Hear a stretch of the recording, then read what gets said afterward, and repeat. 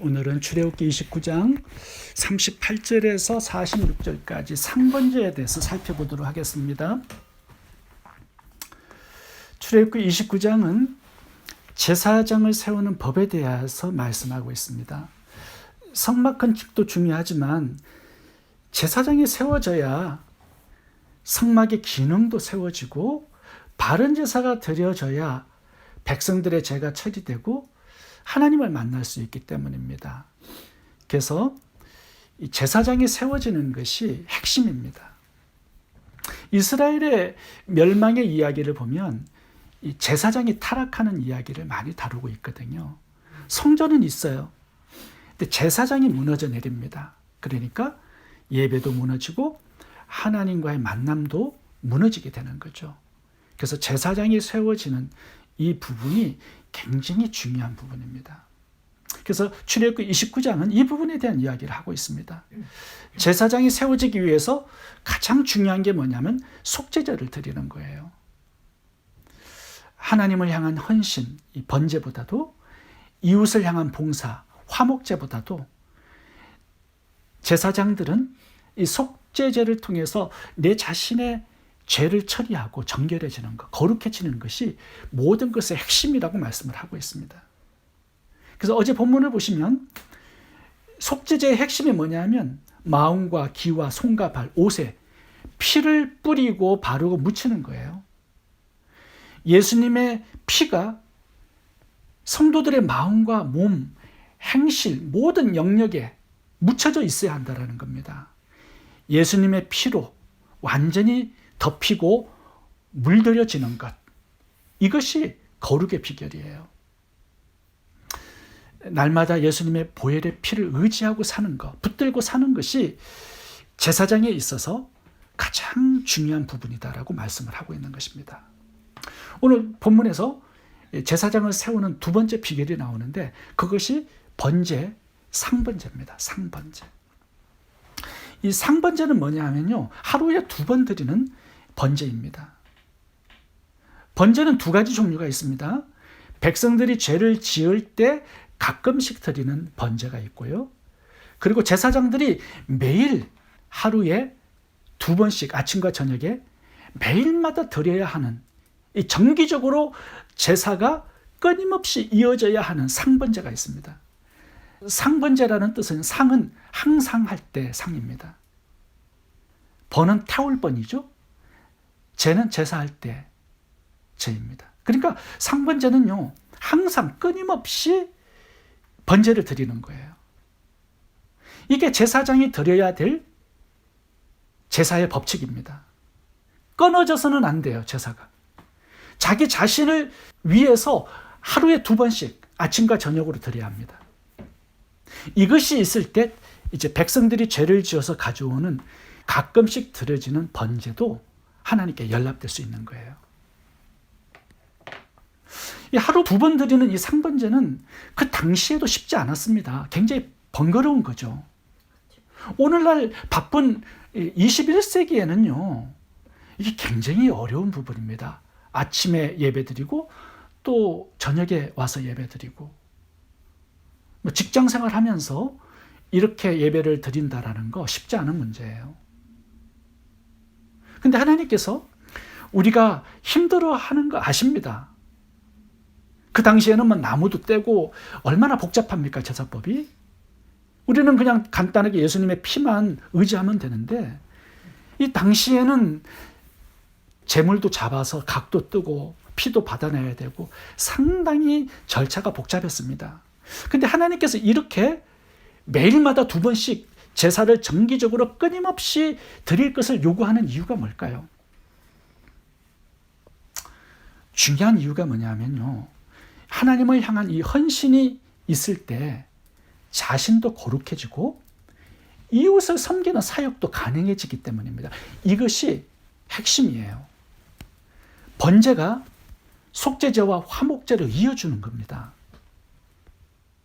하나님께 우리의 마음과 시간이 드려지고 헌신되어야 내 자신의 거룩이 유지가 될 수가 있어요. 그리고 백성들을 섬기는 제사장의 사역도 가능해질 수가 있는 겁니다. 이 거룩이란요, 내 죄만 회개하고 씻는 이 속죄제만으로 끝나지 않습니다. 상번제로 이어져야 합니다. 하나님께 드려지는 시간이 많아져야 돼요. 그래야만 내가 거룩할 수가 있습니다. 내가 하나님께 헌신한 만큼 이웃을 위한 사역도 감당할 수 있게 되는 거예요. 이 번제가 빠지면요, 속죄제, 화목제도 가능해지지 않습니다. 사울왕을 보세요. 이 상번제가 없어요. 그의 인생에 보면 하나님을 향한 헌신의 시간이 많지 않았습니다. 그러니까 자신도 나중에는 더럽혀지죠. 점쟁이 찾아다닙니다. 귀신이 막 들락날락해요. 왕으로서 백성들을 섬기는 사역도 가능해지지 않았습니다. 그만큼 하나님을 향해서 드려지는 이 상번제가 번거롭지만, 힘들지만 지속적으로 끊임없이 헌신되어져야 한다는 것입니다. 그래야 내 자신도 거룩해질 수 있고 이웃을 향한 사역도 여기에서 가능해지게 된다는 것이죠.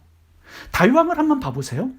예전에는 새벽을 깨우면서 기도하는데 힘썼고 말씀을 무척 사랑해서 얼마나 많은 그 말씀들을 찬양했는지 시편에 보면 잘 나옵니다. 그때 언제부턴가 기도가 없어져요. 상번제가 없어집니다. 말씀 묵상도 게을러지죠. 찬양과 예배도 점점 시들어집니다. 어떻게 됩니까? 결국 자신이 더러워지죠.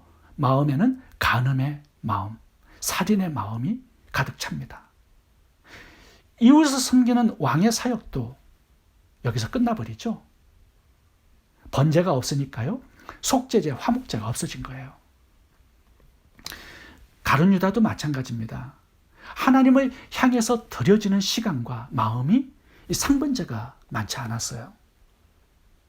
그러니까 자신도 돈의 노예가 되어버리고 제자라는 직분은 있었지만 복음의 사명을 감당하지 못했습니다. 여러분, 우리가 제사장으로 위임은 받지만 그것으로 다 되는 게 아닙니다. 이 상번제가 제사장이 끊임없이 드려져야 될 헌신이에요. 하나님 앞에 보내지는 시간이, 드려지는 시간이 많아져야 된다는 겁니다. 그래야 내 자신을 향한 거룩과 이웃을 향한 사역이 여기에서만 가능해진다는 것이죠. 두 번째, 상번제를 요구하시는 이유가 있습니다. 그것은 사역은 내가 하는 것이 아니라 하나님이 하시는 일이기 때문입니다. 그래서 하나님 앞에 드려지는 시간이 많으면 많을수록 하나님께서 나를 통하여서 하실 수 있는 사역도 많아지는 거예요. 오늘 본문에 보시면 내가라는 단어가 되게 많이 나옵니다. 42절부터 46절까지 봐보세요. 하나님께서 내가 하겠다라는 거예요. 전부 다. 42절, 내가 너희를 만나고 말하겠다. 43절, 내가 이스라엘 자손을 만나겠다. 44절, 내가 회막과 제단을 거룩하게 하겠다. 그리고 제사장들을 거룩하게 하겠다라는 거예요. 그러니까 이 거룩이 자신의 노력으로 되는 게 아닙니다. 우리의 시간이 하나님께 많이 드려지면 드려질수록 하나님께서 우리를 거룩하게 하시는 거예요. 그리고 하나님께서 우리를 통하여서 사역을 행하여 나가시는 겁니다. 백성들을 거룩해 하시는 그 사역을 하나님께서 우리를 통하여 해나가시는 사역이라고 말씀하고 있습니다. 44절, 제사장 직분을 행하게 하며, 누가 하는 겁니까? 하나님께서 행하게 하시는 거예요. 45절, 내가 그들의 하나님이 되리니, 이 백성들의 하나님이 되시겠다는 거예요. 그들을 향한 사역을 하나님께서 직접 하시겠다는 겁니다. 제사장들이 하는 사역은 뭐예요? 하나님 앞에서 시간을 많이 보내는 거예요. 아침으로 시작해서 점심으로 저녁으로 이어지는 거예요. 하나님, 내가 하나님 앞에서 내 자신을 헌신하겠습니다. 이게 상번제의 의미입니다. 그러면 하나님께서 주체가 되셔서 성막을 거룩하게 하고 제사장들을 거룩하게 하고 백성들을 거룩하게 하는 사역을 하시겠다라는 거예요. 그래서 내가, 하나님이 주체가 되어서 이렇게 나오는 겁니다. 제사장들이 하는 사역은요, 하나님을 향해서 헌신하는 거, 이게 전부입니다. 예수님이 성천하면서 10일간 성령이 강림하실 때까지 기도하라고 명령을 하셨습니다. 복음의 사명을 누가 감당하는 거예요? 성령이 오셔서 제자들을 권능을 드리게 해서 그들이 전하는 복음을 통하여서 성령께서 마음을 터치하고 성령께서 영혼을 구원하시는 겁니다. 그들이 하는 사역이 아니에요. 하나님 앞에 드려지는 시간이 많아지고 헌신이 많아질 때 하나님께서 나타나셔서 사역을 행해 나가시는 겁니다. 제가 지난주에 금초 때 설교를 했습니다. 금초 때의 가장 중요한 게 뭡니까? 밑받침이라고 말씀을 드렸죠. 금이 34kg 들어가는데 여기에 절반이 들어갑니다. 밑받침에. 무게를 잡아야 이 모래 위에 이게 서 있는 게 가능해지죠. 밑받침이 약해버리면 쓰러져서 기름 다 쏟아버리고 불은 꺼집니다. 그러니까 무게를 중심을 잡고 서 있는 게 중요해요. 하나님 앞에서. 그러면 불을 밝히는 건 하나님께서 하시겠다라는 거예요. 우리가 어떤 사역을 열심히 하기 위해서 뛰어다니는 게 중요한 게 아닙니다. 하나님 앞에서 보내지는 시간이 많아져야 돼요. 그 헌신의 시간이 많아짐으로 하나님께서 나를 통하여서 일하는 그런 사역들이 많아지고 열매가 많아지는 겁니다.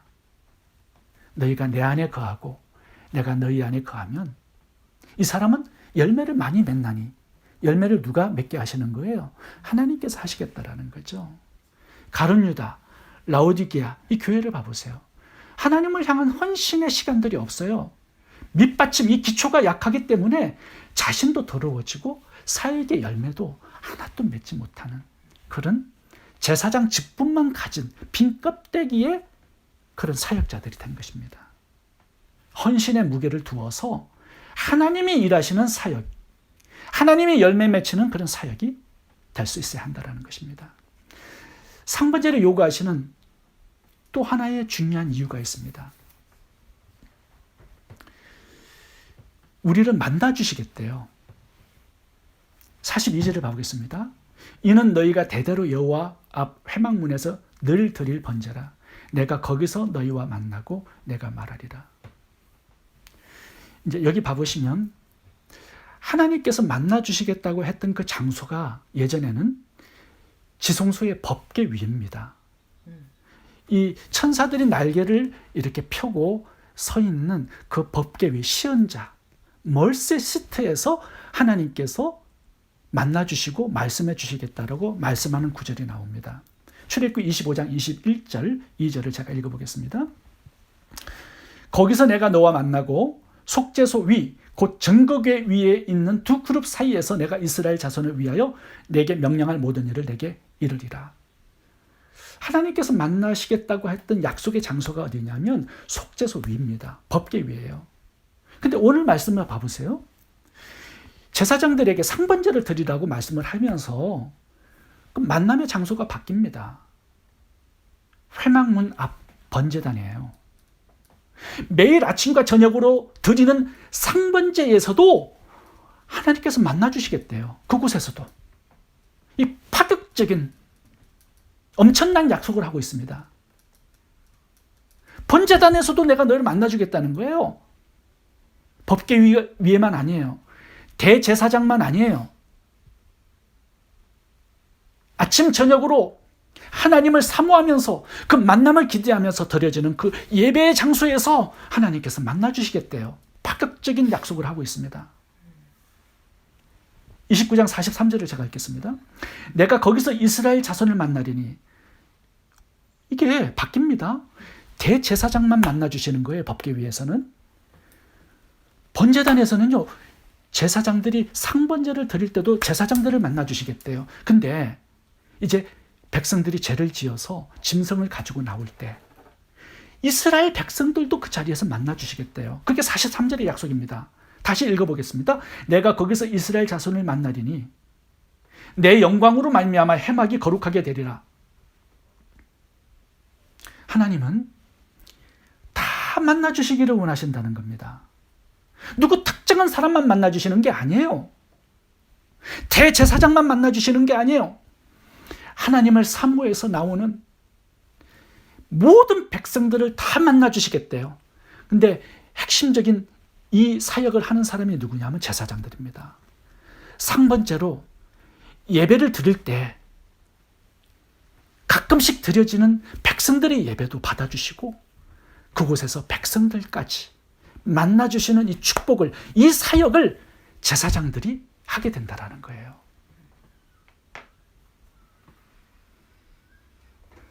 그러니까 제사에 나아갈 때 이 하나님을 만나는 기대를 가지고 나오라는 겁니다. 오늘 본문의 적용을 생각해 보겠습니다. 요한복음 4장에 보시면 예수님과 사마리아 여인이 예배를 주제로 대화를 나누었습니다. 사마리아 여인이 물어봅니다. 예수님, 어디서 예배를 드려야 합니까? 예배의 장소를 물어보죠. 근데 예수님께서는 예배의 장소는 신경 쓰지 말라고 합니다. 그러면서 예루살렘도 아니고 사마리아인들이 주장한 그리심 산도 아니다. 그 어디 서든지 신령과 진정으로 하나님께 예배하는 그 사람을 하나님께서 만나주신다. 그런 사람을 찾는다. 이렇게 말씀합니다. 무슨 말이냐면 마음만 있으면, 하나님을 사랑하고 경외하는 그 준비된 마음을 가지고 나오는 그 모든 사람들을 다 만나주시겠다고 약속하는 거예요. 예수님은 더욱더 파격적인 말씀을 하고 있습니다. 이방인이라 할지라도 다 만나주시겠대요. 하나님은 자신을 누구에게나 다 개방을 하신 겁니다. 법궤 위에 대제사장만 아니에요. 번제단에서 제사장들만 아니에요. 번제단에서 백성들만 아니에요. 모든 이방인들, 내 마음이 상처받고 낙심되고 괴로울 때, 세상의 소망이 다 사라지고 힘들 때 주님을 의지하고 주님의 만지심을 바라고 찾아 나오는 그 모든 사람들 다 만나주시겠대요. 그 상한 심려를 다 치료해 주시겠대요. 축복을 사모하면서 나오는 가난한 사람들 다 만나주시겠대요. 질병 때문에 고통받고 나오는 그 모든 사람들의 질병 만나서 다 고쳐주시겠대요. 하나님은 저 멀리 하늘에 계신 분이 아닙니다. 오늘 내가 하나님을 만나기를 사모하고 예배로 하나님을 찾는 그 모든 사람들, 그 우리의 마음의 제단에 찾아오셔서 만나주시겠대요. 주일 예배 드릴 때도, 이렇게 저녁 예배 드릴 때도, 가족들이 모여서 가정 예배 드릴 때도, 직장과 사업장에서 마음을 하나님을 향해서 찬양하고 기도할 때도 하나님은 자신을 지극히 낮추어서 나를 찾아오시고 나를 만나주시겠다고 약속하고 있습니다. 그래서 하나님께 많은 시간을 드리고 기도하고 말씀 묵상하고 찬양하고 예배할 수 있기를 바랍니다. 이런 헌신의 시간이 많아야 한다라는 겁니다. 그 사람을 통해서 하나님께서는 나타나시겠대요. 만나주시겠대요. 많은 사람들을. 이렇게 하나님께 헌신하는 상번제가 많아야 내 자신도 거룩을 유지할 수 있습니다. 그리고 이웃을 향한 사역도 가능해질 수 있는 거예요. 그리고 하나님이 일하시고 참 많은 사람들이 나를 통하여서 하나님을 만나는 이 놀라운 축복과 은혜가 있게 되는 것입니다. 기도하겠습니다.